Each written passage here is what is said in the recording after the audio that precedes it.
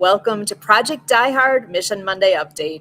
My name is Sue Roskoff, and I am an ambassador here with Project Die Hard, and we come to you live every Monday night at 6:30 p.m. Central, so you can find out all the things that are happening in the world of Project Die Hard, meet some amazing people along the way, and get all those details from the man himself. Brian Gibson's joining us tonight. He is the founder and the steward of this mission, and I'm going to go ahead and bring him on in to say hi and get us going. How you doing, Brian? Hello, sister.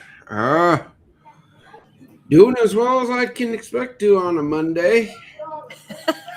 Excellent. Again, folks, understand this. The rules are not going to change. The ask is not going to change. So quit asking and quit telling. I think I've heard that somewhere before. Yeah, I think maybe. I mean, I don't understand how people don't understand this. I am just the steward. That's it. Let's bring this on. I don't know if this slide, do your little thing, get us wherever we got to be. I think this first slide explains it all.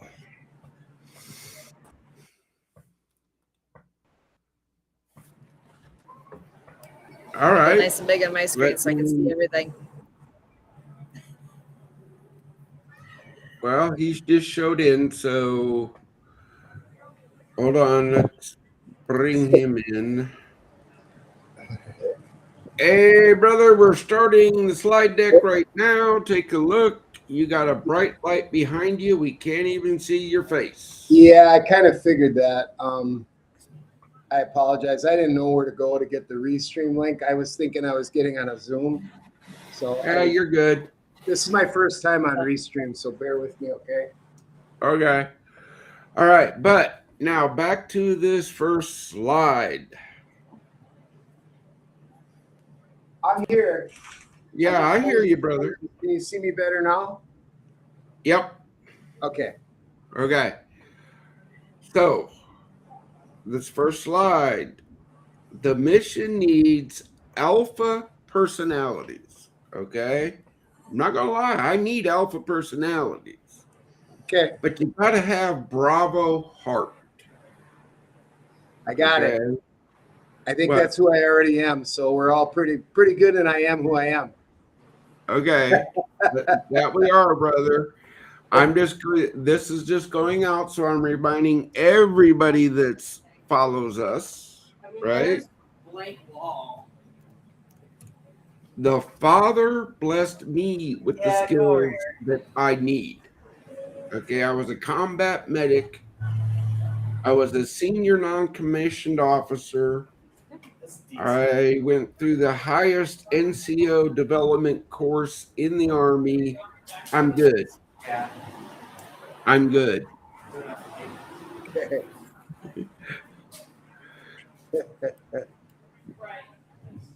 All right, here we are. Quality, not cost. That's the key to this mission. No red tape, no government money.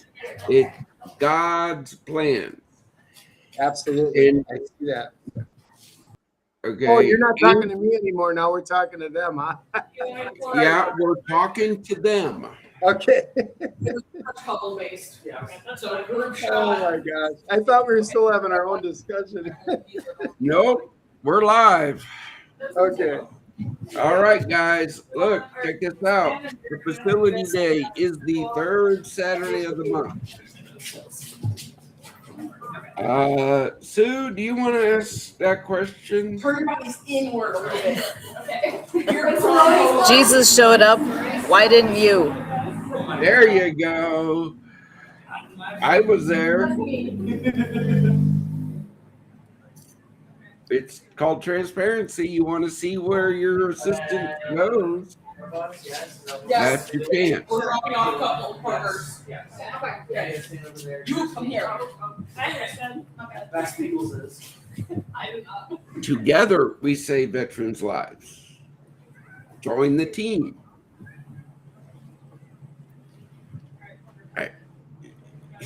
I can't. Okay, good. And then you. Oh, well, we're gonna get plenty of sauce. Okay, you and Haley. The next time you get to come and see is Oh no, not the karate stance. Yeah. Yes. All right, take all right. Mute your mute. Thank you. Sorry. I thought I was muted. I have a different button here. Okay. Veteran fellowships. That's what our breakfast is. It's an outreach program. Veterans get conversation support fellowship. Yes, the meals are free. But I've been stressing from day one that face-to-face is the best way to check your vet. Have I not? Mhm.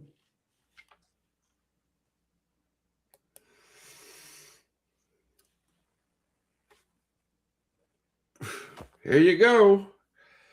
Show up, sit down, speak up. Face-to-face changes lives.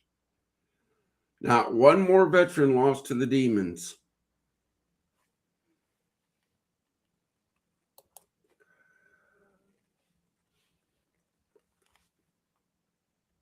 You guys think I'm a broken record, but if I don't keep beating it into people's heads, you're not going to understand.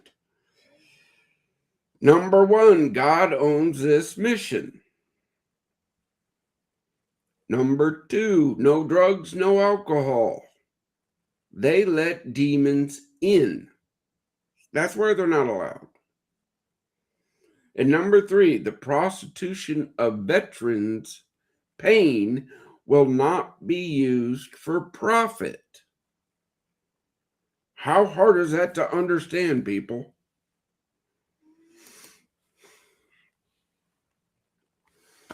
There we are. Check your vet. You want to help? Right there, contact at projectdiehard.org or sue at projectdiehard.org or Kurt at projectdiehard.org or community at projectdiehard.org or volunteer at projectdiehard.org. We're not a secret.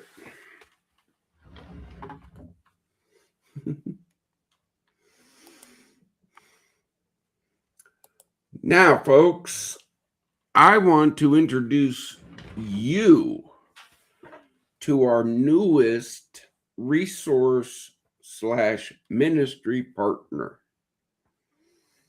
My brother here knows what is needed. And I'm just going to open it up to you, brother. Let you tell all of our followers who you are, what you do, and why you are helping Project Die Hard. The floor is yours. All right. Can you hear me now? All right, cool. It took me a little bit to get on, and I have notes, but if I pull those notes up, I won't be able to see the screen. So no notes, as usual, from the heart, and that's what I think you want anyway. So I'm just going to go with that. It's only half an hour, and I can go for 2, 3, 4 hours and not even scratch the scratch and a scratch of an elephant's butt as far as how much information there is available on this subject of suicide prevention. We have a whole program for it. And the cool part about Transformed Recovery is the program that we developed over the years. And I was given that vision when I was in my early 20s that he wanted me, and I didn't know what that looked like or anything, but that's why I call myself Revelation, because he's given me all these revelations over the years. So he'll show me a vision of something, but he won't tell me a date of when it's supposed to happen. So a lot of what's happening right now was given a long time ago, and this is the date. It's happening now. So this is good. I knew eventually that we would be doing television. I knew that we would be doing more with the vets than what I've done in the past. And I'm really honored to be able to serve the vets with Brian. And additionally, an incredible testimony of overcoming suicide. Mine is kind of different. My PTSD and my suicide came from my child abuse. So that started in 1972 at 7 years old. When the child abuse was going on, I wanted to kill myself. And I threatened my mom. I said, well, I'll just kill myself then, you know, because she was abusing us. She was a pedophile. And, you know, me and my brothers were going through hell in the household. She took a knife to me when I was 8 years old. So it kept getting progressively worse. And we were finally taken out of the house by 9 years old. Of course, this created a lot of anger between me and my father, because it's like, why would you be such a workaholic that you would just take off and work and let me have to be, as a little 5, 6, 7, 8, 9-year-old little boy, the man of the house? So I was very angry at my dad. And I really didn't even understand until I got older where that anger all came from. But I carried these suicidal thoughts with me. And pretty much when you're a young person in your teens and you're just, you know, party till you puke and, you know, out there getting wild, trying to escape the pain. And that's really what we're doing. And the ultimate escape from the pain is suicide. You know, it could just end the pain if I could just end my life. But I was too chicken crap to do that. So I always figured I'd do it on a death wish and, you know, just be living on the edge and do crazy stuff. And maybe in the process, I would have an accident and I would die. Well, I thought all that through my head. And guess what? On June 10th, 1983, I put my arm through a window and I did die. I cut my entire muscle off. It was hanging by skin. The blood was through the air about 40 feet. I had no idea. In the arm, and they took a vein out of the leg to replace the artery in the arm because they're about the same size. And I was a guinea pig experiment at Frederick Memorial Hospital in Milwaukee. But the point of this is I had that death wish, and eventually the death wish came true. But he had another plan because he knew then that I'd be talking to you now. And that's the coolest part about all of this, is the miraculous of what he'll do 5 years, 10 years, 15 years, 20 years, 30 years is the same kind of miraculous of what he did with Elijah, right? Or many of you would say Elijah, who was extremely suicidal. And he's one of the three heavy hitters along with Moshe or Moses and Yeshua or Yahusha. You know, those are the three heavy hitters. They're the only three that did the 40-day fast that's recorded in the scriptures. And Moshe or Moses was suicidal as well. So, you know, we do have some major players that were suicidal in the scriptures that are kind of my heroes of Amunah or belief or faith, as some would say. These people motivate me big time. I mean, they have kept me alive. All right. So it's not just people that are here right now. Oh, this guy's my hero or whatever. I'm not going to point you to me. I'm going to point you to the Messiah, because he's the one that motivates me the most, because through everything he went through, including the crucifixion, he wasn't suicidal. Now that's super cool stuff. But he did know that they were going to kill him, of course. Right. Brother, again, yeah, look, when I had the 45 in my mouth and then that veteran called out of the blue, that was God. That was God going, hey, I'm not done with you yet. Yep, exactly. Hospital, and all of this, you know, was and I gave me CPR to bring me back. I saw him, all right? He was nothing. These afterlife things, I don't know where they're not real. I just can tell you my experience. type thing. Scripture says, I saw the light. I mean, it was the most magnificent, most incredible, most phenomenal light that was at the end of the tunnel that I was going up in the hospital bed at Frederick Memorial that I could ever have imagined. Okay. And I didn't understand what the other tunnel, but that's what not until my I was in the delivery room 7 years later, and they took the baby and shoved arms and see, and the room that in the tunnel, and oh my gosh, that's what was in the tunnel, right? Of my heavenly Shamayim, Abba, right? My heavenly Father, I got with me, you know, as a son, and now here I am the father, and the umbilical cord. It was just a miraculous that I had never experienced anything like the tunnel and the birthing. So, you know, just about Heim or high or if you will. Then well, brother, your testimony we will dive into, but our podcast here is my big thing for bringing you on was your programs, your recovery program. All right, so I need people to understand why you're bringing those to our facilities. All right, so what happened 3 years later, fast forward, I was tired of continuing to fight. No, that went back to my own vomit, and I the party. So in that, I was a Judas, and I just kicking up off the ground at Alpine Valley at least 20 some times, having her puke in the car on the way home. I was you know, other drugs. I was just disgusted with trying to escape, because honestly, you can't, you know, you just can't escape yourself.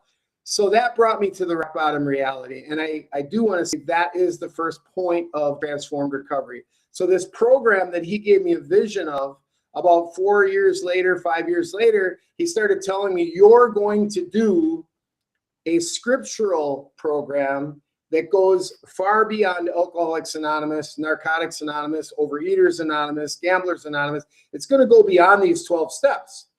And of course, you know, Celebrate Recovery came out and other things came out. It's like, well, not to take anything away from any of them, because they do have a tendency to work for people if they understand the source and they grab a hold of that power that the source has.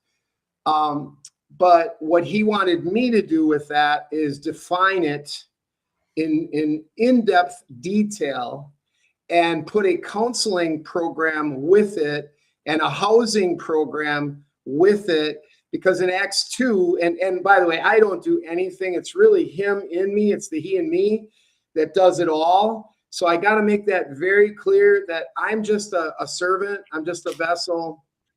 And I ask him to speak to me and through me, and he does. And it's a beautiful thing as that happens. And then, you know, we take people through those 12 steps. So my book that should have been released already, but we had so many, and we have actually written a lot of it, and we've lived it in the houses. I just didn't publish it yet. So the first one is called Blueprints. There will be 9 other books to follow. There's 77 pages each. So there's 770 pages that are coming. All right. But the first one I should have done hopefully by the end of this week, which is the scriptures that go to the steps. There's about 40 to 70 scriptures for each step. Then there's the power principles that have scriptures as well. And then on top of those principles, We have the Mind of Messiah motivation, because we all need to get motivated in the morning. And people just really are attached to certain words. So I have the 40 words that are the most important. Also, there's over 500 promises in the scriptures, and we need to stand on the promises. We need to not look at the curse, but we need to look at the promise. And so all of that is wrapped up in a bag of chips, because it's him. He is the living word, according to Yehukanan or John 1, right? And if it's the he and me, that means we're getting the word in us, not just saying, oh, he's in me. Well, if he's in you and you're still in your flesh and you're all about you and you're not about he, then are you really, you know what I mean? And that takes time. Brother, I understand. It's just, yeah, I've invited you because I know your programs work. Okay. Well, yeah, it's because his scriptures work, but it's the challenge again, folks, this is where it all comes from, is God. Yep. Okay. Exactly. But this is why he's joining us, because when two or more are gathered, he is there. Right. You so understand? in the book of Acts 2, it says, and then they went from house to house. So I did want to just kind of share a vision that we got with House of Worship, which we now call raz.bet. So you go to raz.bet, and raz.bet is telling people, look, you don't have to go to some expensive place where they have thousands of dollars of overhead to be in a place. You can go to House of Worship. You can have a House of Worship because you're already there. It's your house. Okay. You're supposed to turn your own home into a place of worship. And once people get that and they get over, oh, I got to go to church. No, you got to bring him into your home. That's what Acts 2 is talking about. And then they said, and then they went from house to house. So they fellowship together, two or more gathered in his name, like you said. But very clearly, I got a list of about 17 houses in what most people would call the New Testament. I call it the seventh revision to the Berit Hadashah. But in the seventh, okay, there are definitely specific places that we know, John's mom's house for one, Gaius's mom's house, they were usually wealthy women who had the gift of hospitality, who would love to cook and love to bring everybody in. And it was just a really great thing. And it's still that way for me. Most of the people I hang around with that are great cooks are women, not men. I'm sure some of you are a chef out there somewhere, so I'm not trying to offend you, but my wife is a great cook, So when we have people come together in houses, there's just a warmth.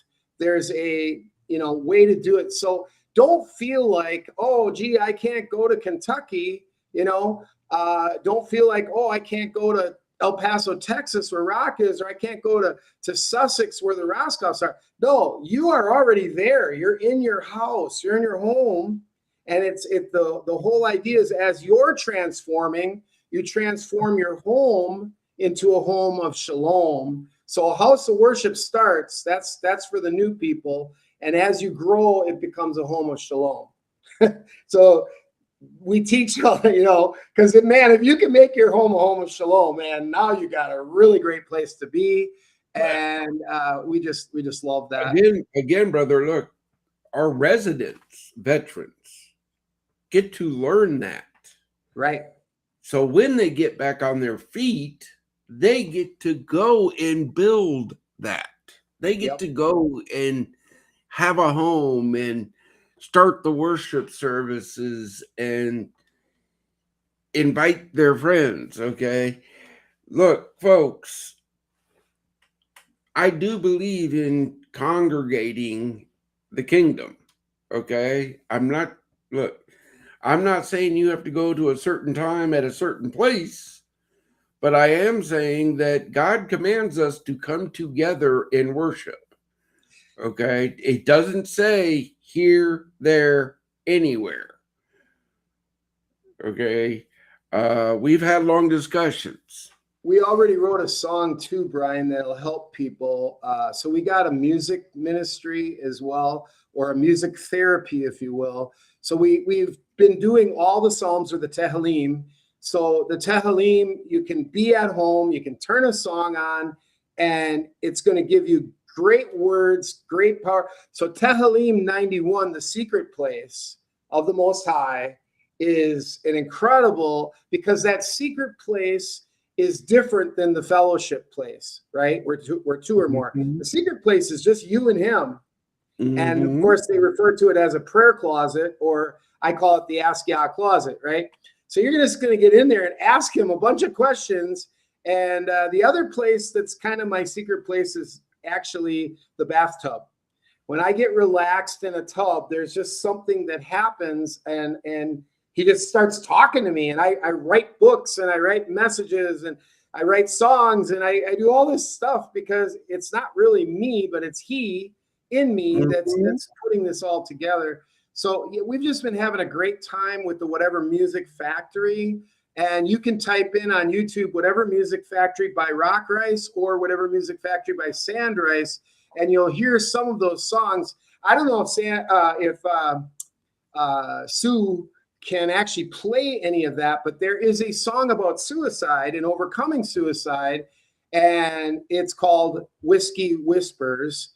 And that is on. So I don't know if you guys can play something, because I'm not in control, because we're on Restream, not on Zoom. But I don't know how to do it. But I can tell you it's there. It's under Whatever Music Factory. So this is just the first introduction to the veteran community for you.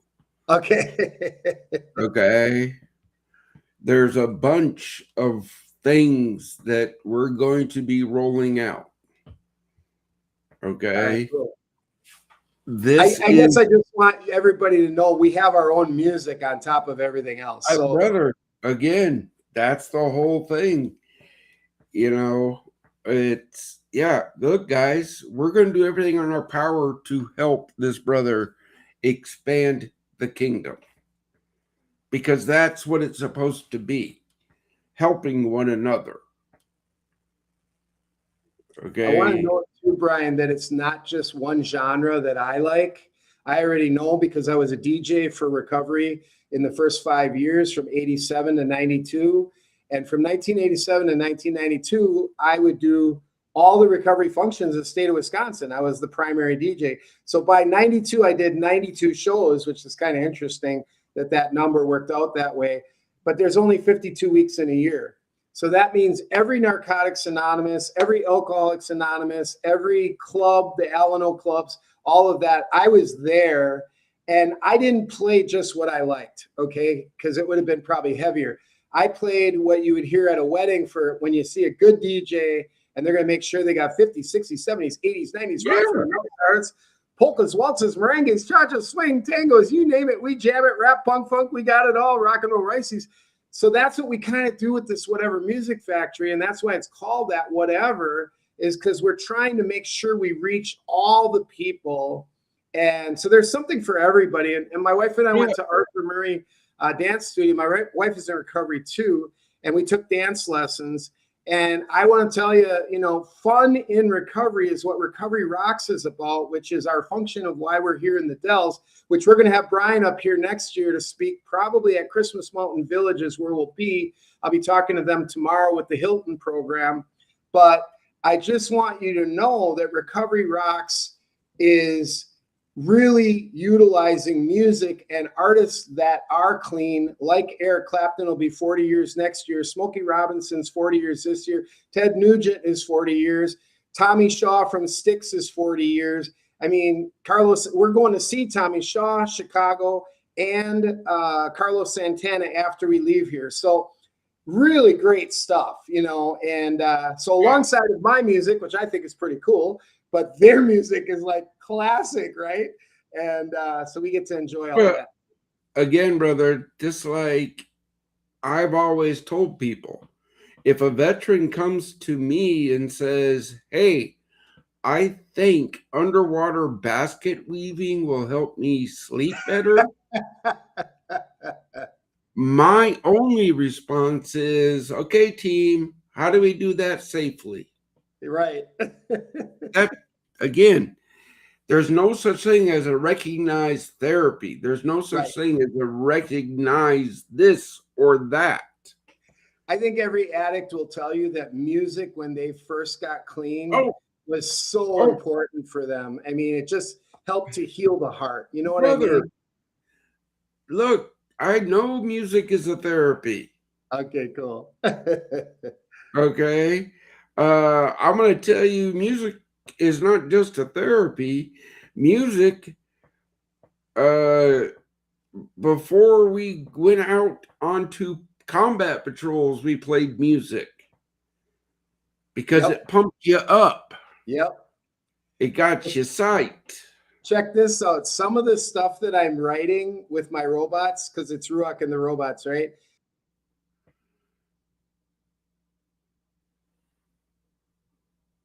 Ye froze. Frozen for a moment. Hopefully, we'll be back here.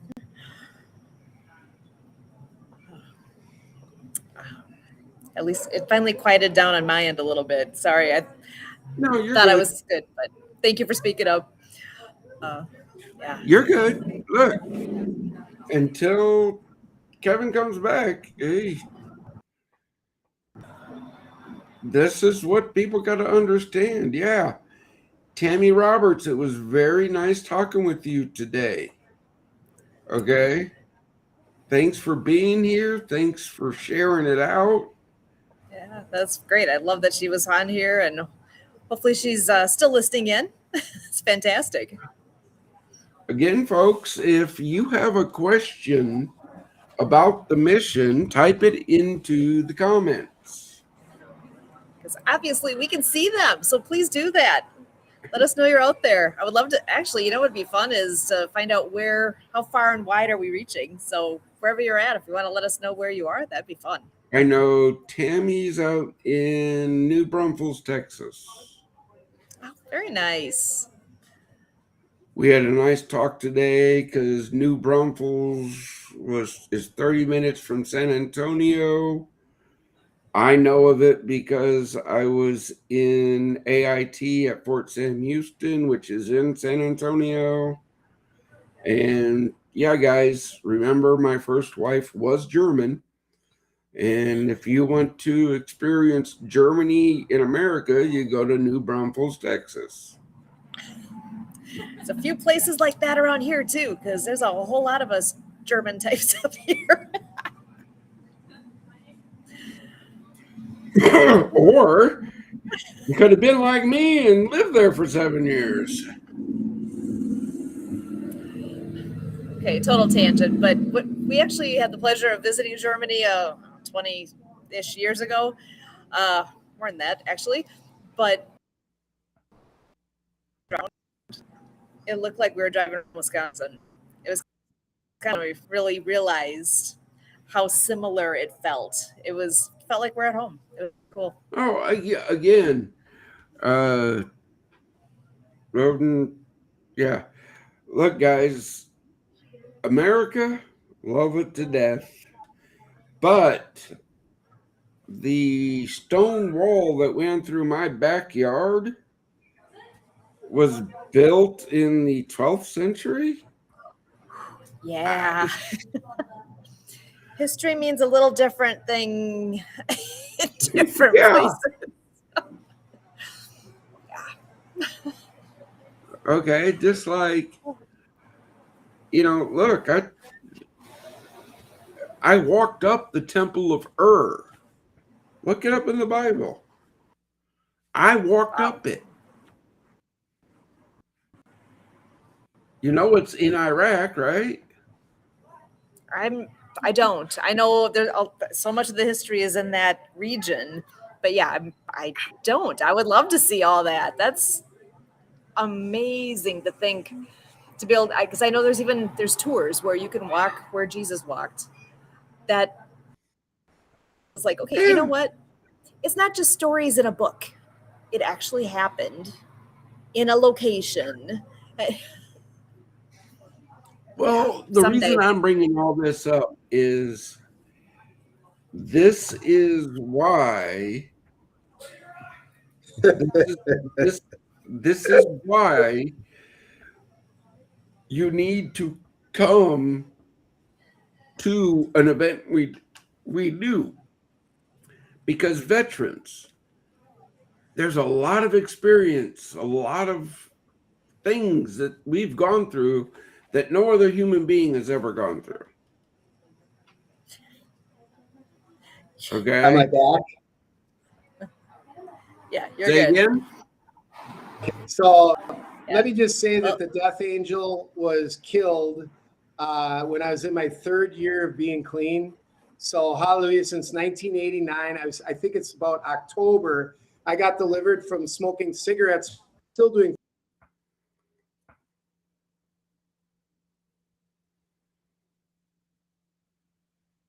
And again, he froze. Oh no. Go ahead. If you want to finish your thought there, Brian. My thought was this is why you need to come to our events, because veterans have been around the world. We've Yeah. seen the most beautiful things. Yes, we've seen ugly. But see, we don't like talking about the ugly stuff that much, especially to civilians. You know, they can't handle it. People don't want to know. I mean, seriously, people put on my people don't, it can't be real. Well, again, folks, before the show, we were talking about, because Sue has never put on a uniform. She's never done it. But she deals with veterans, so I slowly educate her to make her ready, to make her better in dealing with veterans. I sent her a YouTube video that we're not going to play here, but it's a poignant point. Since 1972, we have not had a draft. Okay? I'm going to say it again. You can hate war all you want, but you cannot hate the warrior. Bingo. Okay? I would much rather fight terrorism in their country than in my country.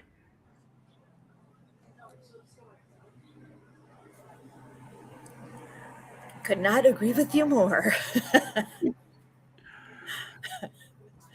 All right, let's try one more time.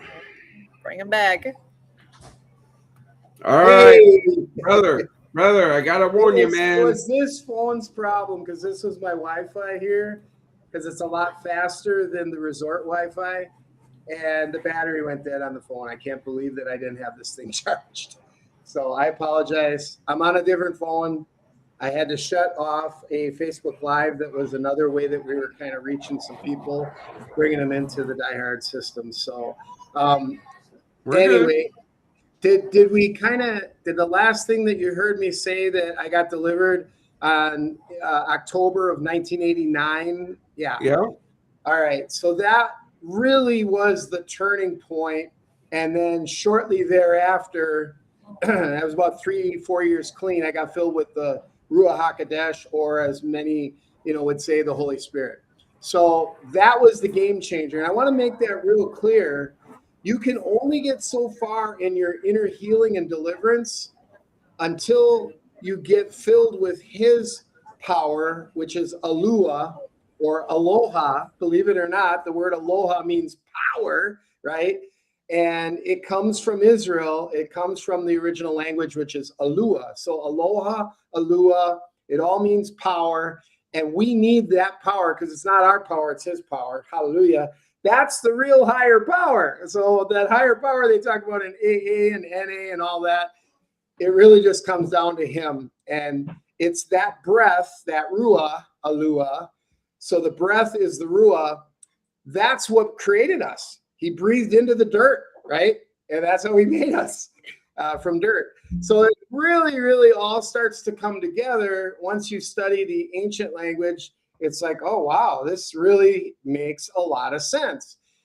So I think it's not only that creates man, but it's also that rebuilds man, transforms man, and, really does it. So the turning point, I guess what I'm trying to say in my recovery, of where I really grew up and I started to come against the sexual addiction and all the other addictions, because they don't all go at once.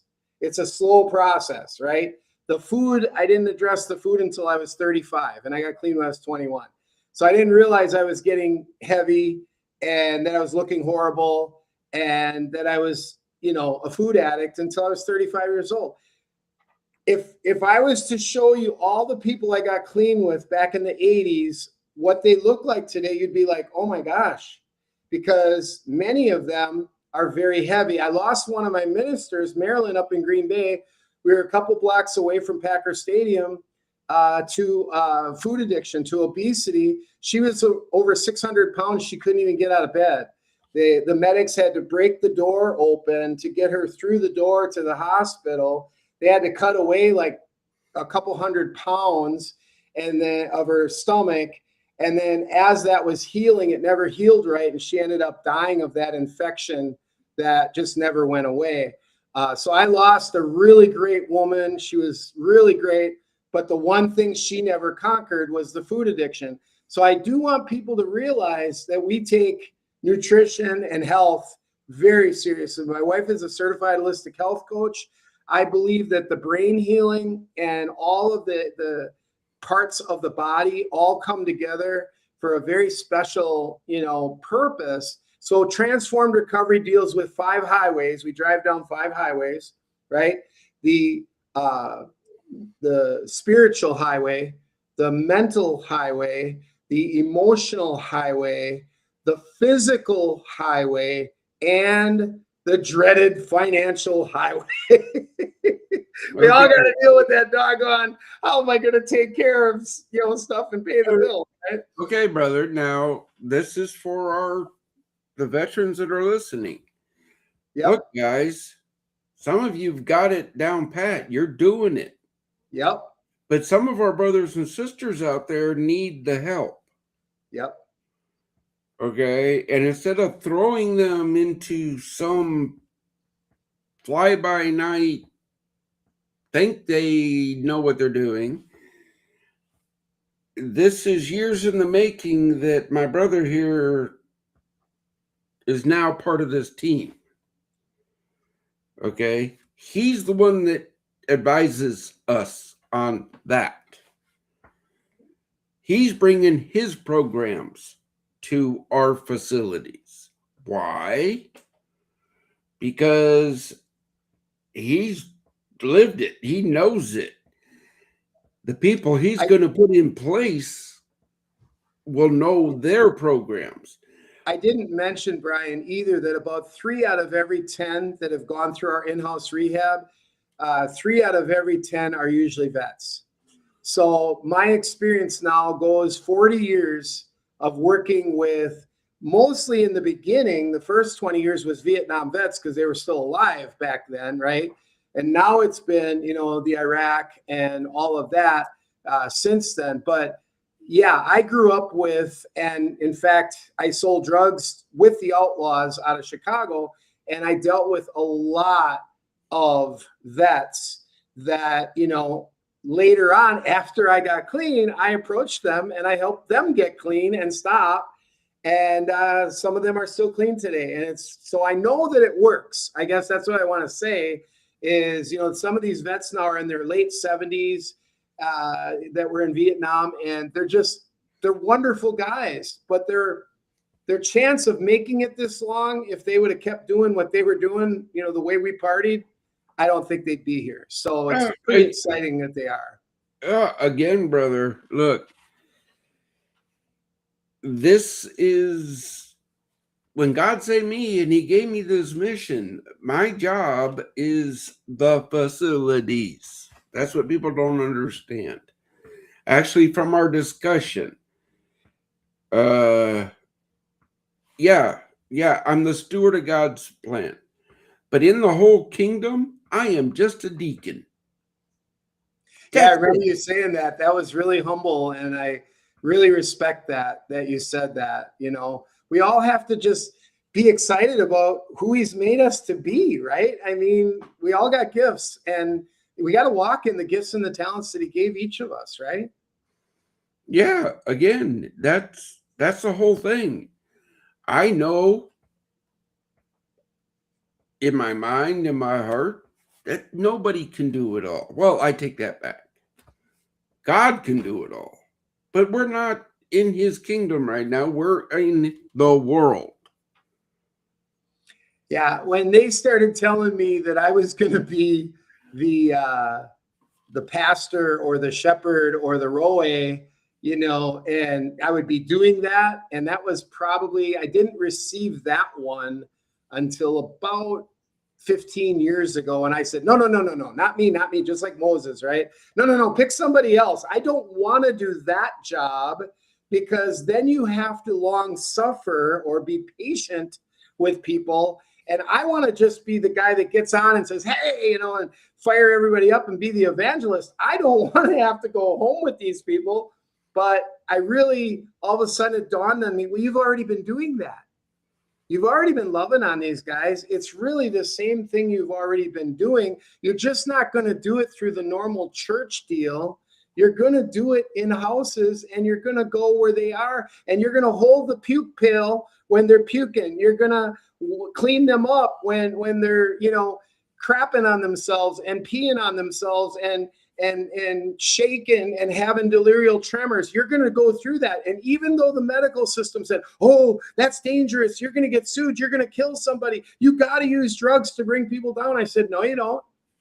We will not use drugs in our detox. You don't use drugs to get people off drugs. It doesn't even make any sense. And it's not scriptural. Again, brother, it's common sense. We've had the discussion. Right, but they haven't heard it yet. So I just shared a little bit of some of that, you know. Yeah, look, guys, you know I have 10 pounds of titanium holding my spine together. Okay? Every time I go up to the VA, they want to give me a narcotic for pain. Right.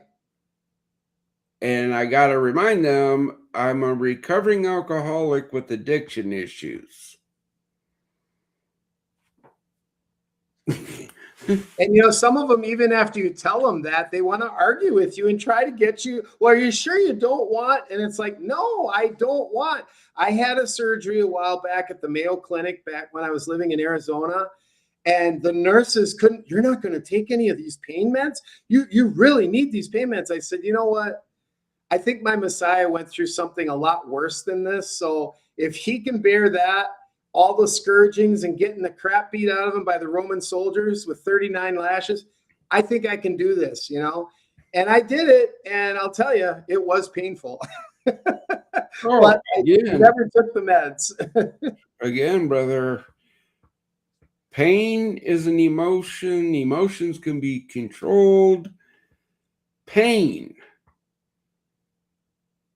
I had an old instructor tell me, pain lets you know you're alive. There you go. Yep. And if you're alive, you can fight. Yep. Okay, we're getting to that point of the program that we got to do our due diligence and everything. So we're going to turn it back over to you to guide us through this closing part.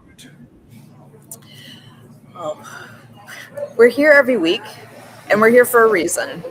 And we always leave on a word of hope for our veterans. So that's how we finish. We go around the room and share our word of hope for our veterans. So actually, Brian, I'll leave it to you. Would you like to go first, or should we have our first? We'll have our guest go first. Yes. All right, I'll pass it to you, Brock. Well, the word of hope that I would give, if the three most distinct heroes, which I would say Elijah, as well as Moses or Moshe, and Yahusha, all three of them are like, to me, they're like superheroes, right? If they can overcome what they had to overcome in life, and I mean extreme suicide for Elijah and Moses, Elijah especially, because Jezebel wanted to kill him. If they can do it, we can do it. And surely, AI reminded me, as I was talking through what I was going to talk to you guys about, AI reminded me, Rock, you're an overcomer. So I'm here to tell you, if I can do it, anybody can do it, because I don't deserve to be second air. It's all a gift, and I'm very grateful. Cool. Excellent. Yeah. Look, guys, check this out. I take no credit for the blessings of this mission. It all goes to God. I know through His guidance, His wisdom, His strength that I get to wake up every morning and fight for you, my brothers and my sisters. I am not going to stop fighting. But I'm not going to lie.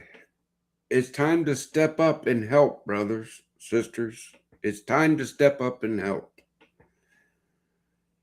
You can do this. I know you can.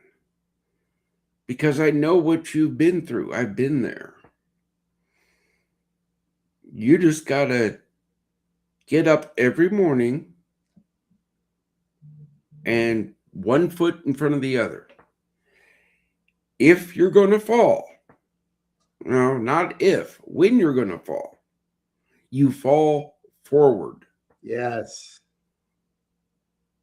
Don't ever give up. With that, I'm hoping to see you all September 2nd. You know where I'll be. Thank you so much for having me. Yeah, back to you, Sue. Excellent. Well, we're here every Monday night at 6:30 p.m. Central for Project Die Hard Mission Monday Update. We expect to see you back here with us. Come on back and join us again next week because, you're here for a purpose. God's not done with you yet. Stick around and find out what that is. Join us. Volunteer with us. Help someone else. Thank you so much for being here, and we look forward to seeing you again next week. As always, we thank you.